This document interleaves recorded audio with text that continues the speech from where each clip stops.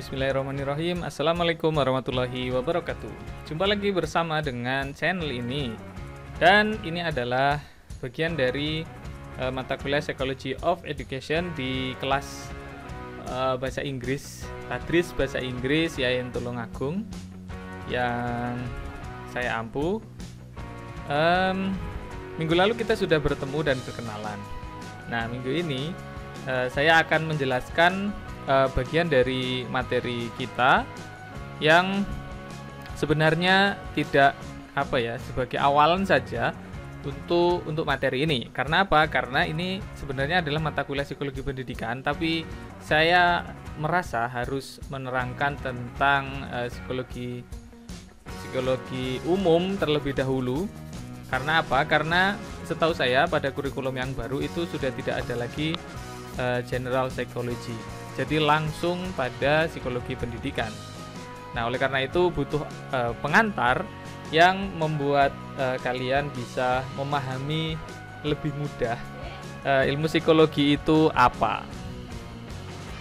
Oke, saya mohon maaf sebelumnya apabila mungkin kalian mendengarkan suara-suara selain dari suara saya, karena saya melakukan rekaman ini di rumah ya. Oke, sebentar. Nah, ini adalah materi kuliah kita yang akan kita tempuh selama 16 kali pertemuan. Yang pertama adalah kuliah pengantar, minggu lalu sudah. Kemudian pertemuan kedua, pengantar dan arti penting psikologi dalam dunia pendidikan. Kemudian kita akan belajar atau membahas tentang perkembangan fisik dan kognitif siswa. Kemudian ada teknik mengingat cepat. Kemudian ada perkembangan sosio-emosional dan moral. Lalu, saya sepertinya akan merencanakan untuk menjelaskan perkembangan fisik dan kognitif siswa serta perkembangan sosio-emosional dan moral siswa itu dalam satu kali pertemuan atau dalam satu video begitu. Rencananya akan seperti itu. Tapi nggak tahu nanti seperti apa, kita lihat aja. Kemudian ada teknik mengingat cepat. Itu adalah aplikasi dari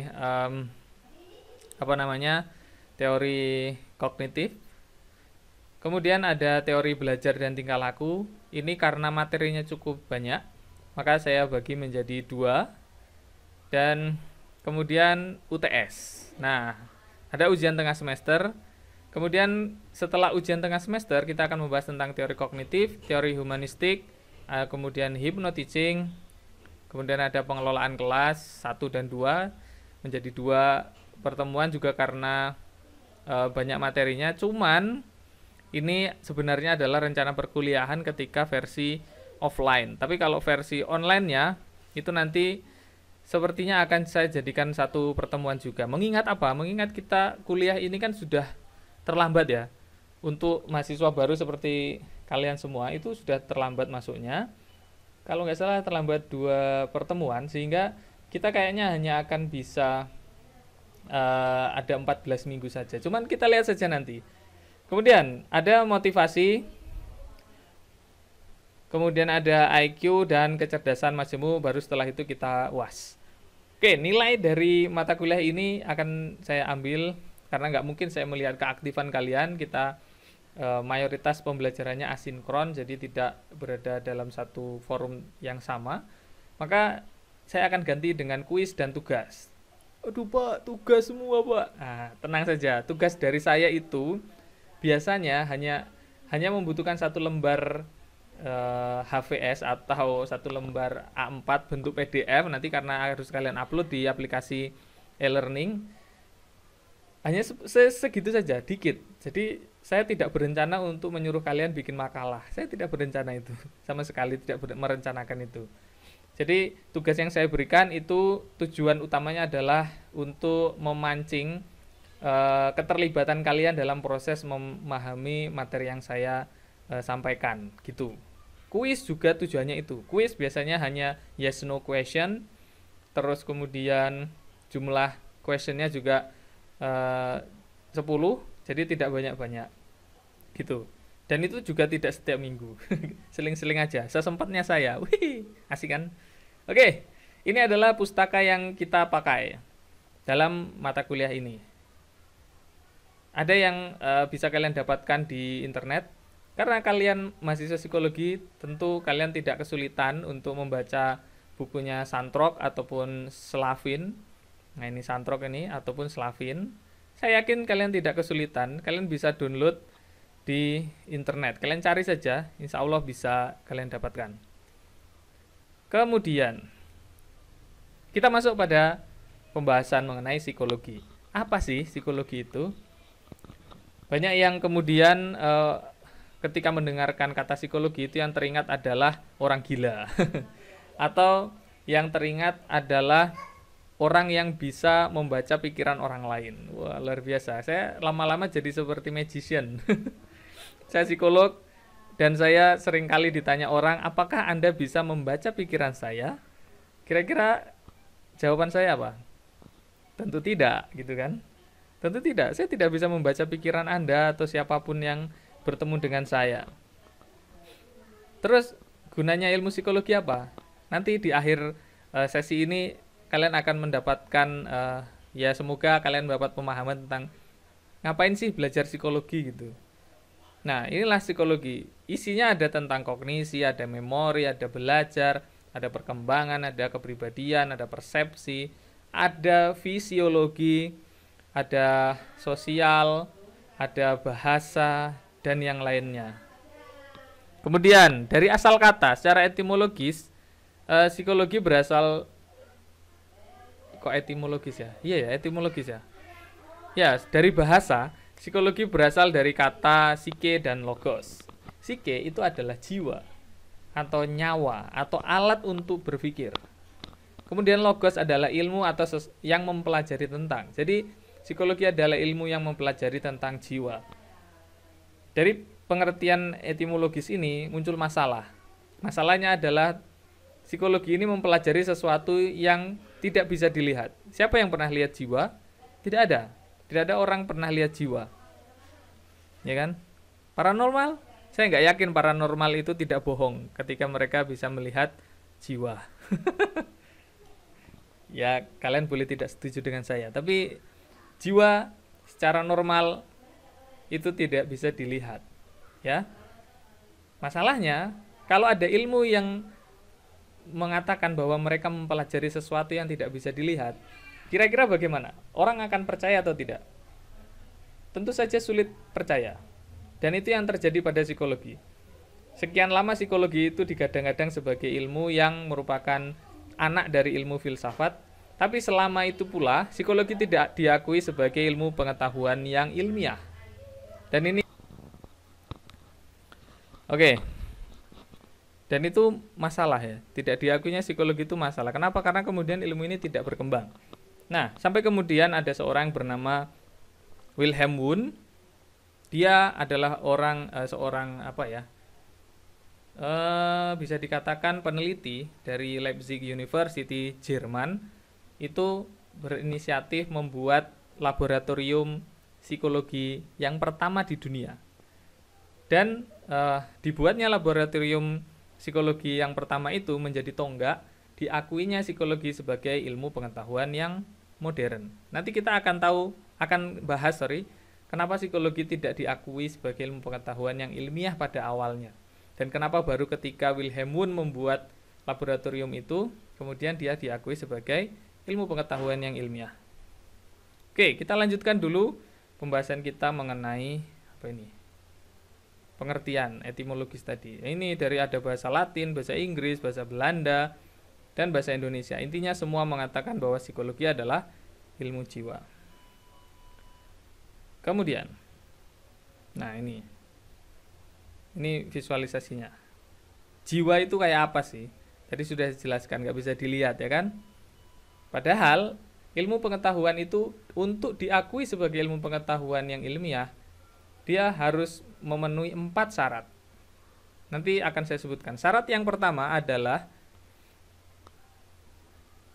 harus memiliki objek yang jelas. Jiwa dianggap tidak jelas. Kenapa? Karena tidak bisa dilihat, sulit didekati untuk diteliti. Namun kemudian para ahli merumuskan bahwa psikologi itu adalah ilmu jiwa, ilmu yang mempelajari jiwa, tapi melalui manifestasinya. manifestasi dari gejala-gejala kejiwaan itu disebut dengan perilaku. Nih, perilaku. Jadi, bisa disimpulkan bahwa kemudian psikologi adalah ilmu yang mempelajari dinamika jiwa, yaitu yang termanifestasi ke dalam perilaku, gitu loh. Oke, perilaku itu ada yang kasat mata, overt behavior, ada yang covert behavior. Tidak kasat mata. Yang kasat mata jelas, kalian minum, kalian jongkok, kalian berdiri, kalian guling-guling, kalian koprol, itu perilaku kasat mata. Perilaku yang tidak kasat mata yaitu kalian ngelamun, kok ngelamun sih? Kalian berpikir, terus kemudian kalian terdorong untuk melakukan sesuatu, terus kalian ngimpi. Nah, itu yang tidak kasat mata. Next, kemudian. Oke, nah, perilaku yang kasat mata itu bisa jadi ya dia kasat mata, tapi penyebabnya bisa jadi adalah sesuatu yang tidak bisa diamati secara langsung, yakni dinamika dari jiwanya sendiri.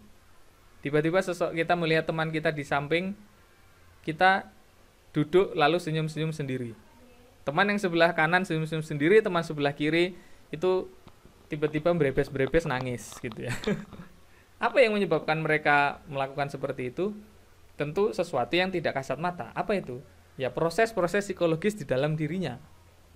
Nah, perilaku sendiri itu ada perilaku yang sederhana, misalnya refleks yang pusatnya ada di sumsum tulang belakang ya.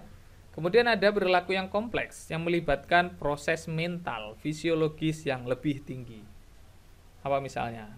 Kalian merencanakan untuk melakukan sesuatu, kalian belajar, kalian membuat skripsi, disertasi, tesis, karya ilmiah, itu perilaku yang kompleks sekali. Kemudian perilaku itu bervariasi menurut jenisnya. Menurut jenisnya ada kognitif, afektif, psikomotor, dan ketiga hal ini, kognitif, afektif, psikomotor adalah komponen jiwa manusia. Kemudian perilaku itu ada yang disadari, ada yang tidak disadari. Yang disadari apa misalnya, yaitu kalian tiba-tiba senang terus kemudian kalian belajar atau kalian membaca, bermain game, itu disadari.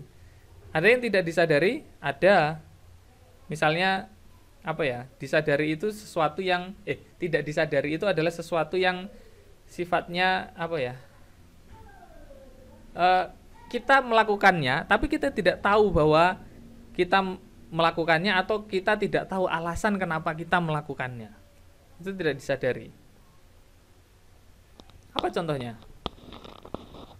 Apa? Bagi kalian yang menemukan contohnya silakan tulis di komen ya. Terus pembentukan perilaku. Nah, perilaku itu bisa dibentuk di sini mulai dari dimunculkan sampai dengan dihentikan kemunculannya. Nah, metodenya ini nanti kita akan pelajari semuanya di pertemuan-pertemuan selanjutnya. Skip saja. Terus kemudian dalam kita melihat perilaku, dalam psikologi menjelaskan fenomena perilaku individu, itu pendekatannya bisa macam-macam. Ini dibahas nggak ya? Oh, nggak dibahas. Ini di psikologi umum harusnya dibahas. Jadi ada yang pendekatannya itu behavioral, kognitif, psikoanalitik, neurobiologi. Banyak pendekatannya. Ya, sebenarnya untuk mata kuliah psikologi pendidikan ini tidak terlalu urgent untuk dibahas. Bagi kalian yang penasaran dengan pendekatan perilaku ini, itu jangan khawatir. Kita akan bahas yang biasanya bisa dapat diaplikasikan di dalam dunia pendidikan, seperti pendekatan keperilakuan atau behavioral kita bahas, pendekatan kognitif kita bahas, psikoanalitik tidak kita bahas, neurobiologi sepertinya juga tidak kita bahas. Ada lagi pendekatan social learning kita bahas, pendekatan humanistik kita juga bahas. Tapi tenang saja, apabila ada yang tidak dibahas, silahkan kalian searching sendiri. Internet adalah tempat untuk belajar ya, jangan khawatir. Kemudian klasifikasi psikologi. Nah, ini adalah psikologi itu luas akhirnya. Jadi dia bisa diklasifikasikan menjadi bermacam-macam. Dan pola klasifikasinya itu juga macam-macam. Bisa berdasar pada asas pembahasannya, itu ada strukturalisme dan seterusnya banyak. Kemudian bidang yang dibahas itu ada yang general, ada yang khusus. Yang khusus salah satunya adalah psikologi pendidikan. Itulah kenapa kita bertemu pada kelas ini. Kemudian kalau dari sisi tujuan pengembangannya itu ada yang teoritis, ada yang praktis. Saya itu alumni psikologi profesi. Jadi saya adalah seorang psikolog pendidikan. Dan itu berarti dari tujuan pengembangannya saya itu alumni psikologi terapan sebenarnya. Nah, mungkin kalian akan ketemu dengan dosen psikologi lain di kampus kita ini yang dia alumni psikologi teoritis, ada juga. Gitu. Dan pada pengembangannya atau pada karirnya berikutnya itu berbeda. Kami dua pendekatan ini. Fungsi dan tugas psikologi sebagai ilmu. Nah, ini ada 5 tugasnya. Yang pertama mendeskripsikan. Jadi psikologi harus bisa menjelaskan, menggambarkan secara jelas hal-hal yang dipersoalkan atau diperbincangkan. Hal apa itu? Yaitu atribut-atribut psikologi tentu saja. Bagaimana proses berpikir, bagaimana proses seseorang muncul motivasinya dan seterusnya. Kemudian psikologi harus bisa menerangkan keadaan-keadaan atau kondisi-kondisi yang mendasari terjadinya peristiwa-peristiwa tertentu. Jadi kalau tadi mendeskripsikan sesuatu yang diperbincangkan, yaitu atribut psikologis. Kalau menerangkan itu berarti sudah harus bisa menjelaskan dinamika psikologinya. Kenapa saat ini mahasiswa, buruh, kemudian rakyat pada demo? Kenapa? Karena mereka merasa terancam dengan undang-undang yang baru disahkan, ya kan? Terlepas benar atau tidak sumber informasi yang sampai ke telinga para pendemo ini ya, tapi ada kekhawatiran. Kekhawatiran itu salah satu bentuk emosi, namanya takut. Ya kan? Orang kalau takut maka dia akan bereaksi. Kalian kalau takut terhadap demit, apa yang kalian lakukan? Demo? Bukan. Saya yakin nggak ada yang demo kepada demit. Oke. Selanjutnya, psikologi sebagai ilmu. Nah, ini yang tadi saya katakan. Syarat sebuah pengetahuan itu diakui sebagai ilmu pengetahuan yang ilmiah ada 4. Yang pertama adalah objeknya jelas. Yang kedua, dia punya metode ilmiah dalam mendekati objek kajiannya itu. Yang ketiga, dia mampu menjelaskan secara sistematis dan logis, masuk akal maksudnya, terkait dengan dinamika objek kajiannya tadi. Kemudian, bersifat universal dan konsisten. Teori-teori yang diungkapkan oleh ilmu itu harus universal dan konsisten. Tuh, objek, ada material, ada formal. Ini kalian akan bahas di filsafat umum ya. Terus saya bahas nggak ya? Nggak usah. Lanjut, metode. Metode itu upaya yang dilakukan untuk meminimalisir kemungkinan terjadinya penyimpangan dalam mencari kebenaran. Mencari kebenaran ini implementasinya adalah meneliti itu loh. Jadi metode penelitiannya itu menjamin akurasi yang bagus untuk menemukan kebenaran tadi.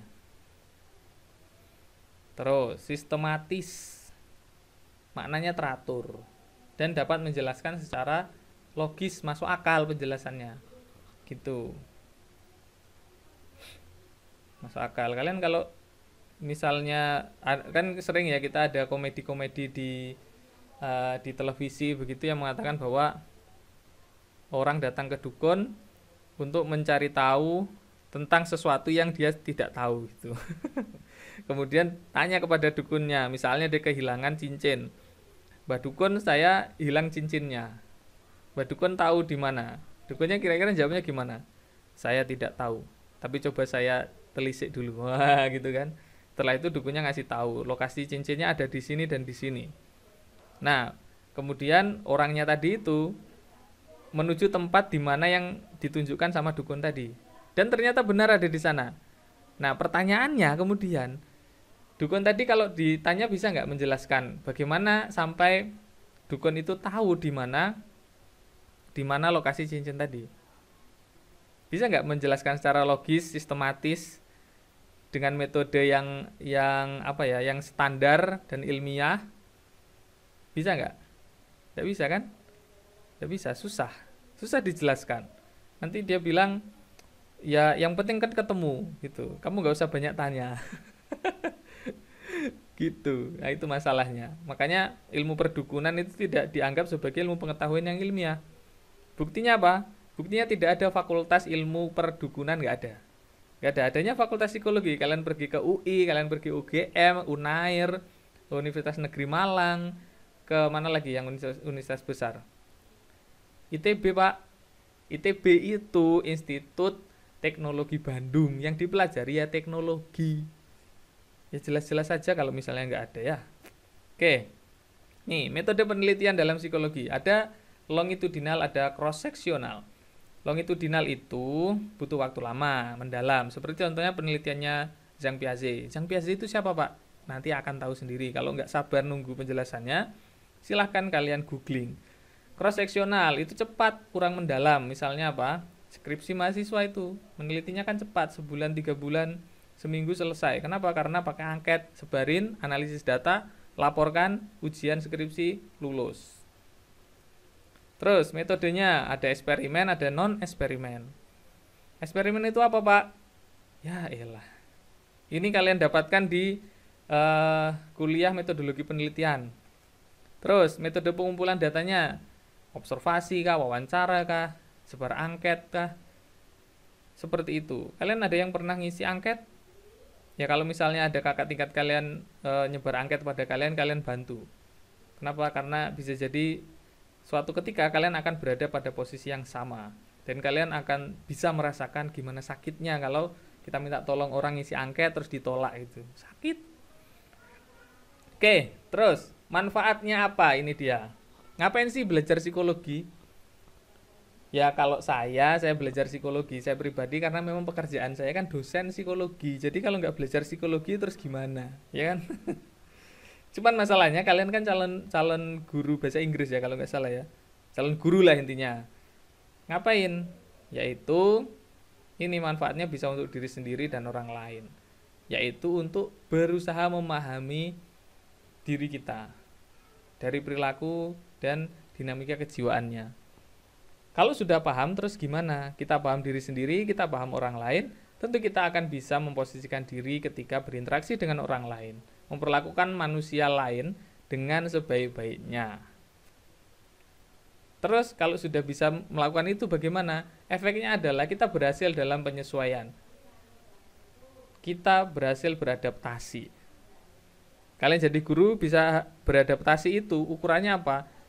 Hubungan kalian dengan murid kalian itu baik, berarti adaptasinya sukses. Kalau hubungannya baik, maka materi yang kalian sampaikan kepada murid kalian juga akan tersampaikan dengan baik. Muridnya jadi tambah bodoh, jadi tambah pinter, gitu loh.